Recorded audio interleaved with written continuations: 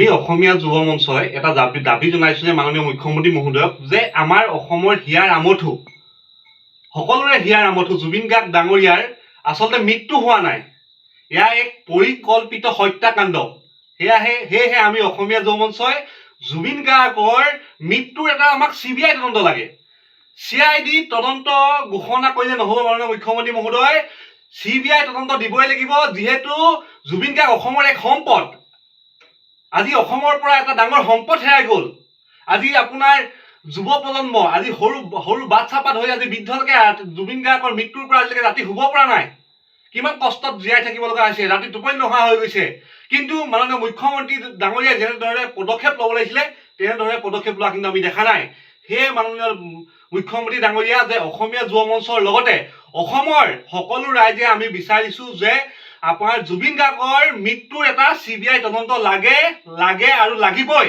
আমাক মুঠতে জুবিন গাৰ্গৰ মৃত্যুৰ CBI তদন্ত লাগিবই।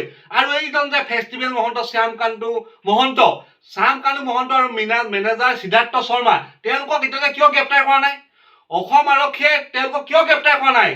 ফেষ্টিভেল মহন্ত, শ্যামকান্তু মহন্ত আৰু এইটো সিদ্ধাৰ্থ শৰ্মা কিয় গ্ৰেপ্তাৰ কৰা নাই?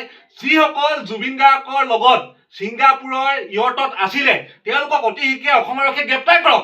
গ্ৰেপ্তাৰ কৰি পিনি CBI তদন্ত ঘোষণা কৰক সোনকালে। আমাক অসমৰ ৰাইজক আপোনাৰ জুবিন গাৰ্গৰ মৃত্যুৰ তদন্তৰ বিশেষ ৰিপৰ্ট লাগে যে আচলতে হত্যাৰ আঁৰত কোন আছে। ইয়াৰ আঁৰত কিয় ভেকু ভাওনা কৰি আছে মুখ্যমন্ত্ৰী মহোদয়ে অসমৰ ৰাইজৰ আৱেগ অনুভূতিৰ লগত?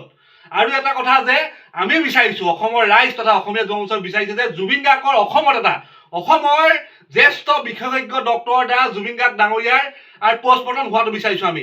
ছিংগাপুৰৰ যিটো পষ্টমৰ্টম ৰিপৰ্টৰ ওপৰত আমাৰ অসমৰ ৰাইজৰ তথা অসমীয়া যুৱ মঞ্চৰ আমাৰ বিশ্বাস নাই।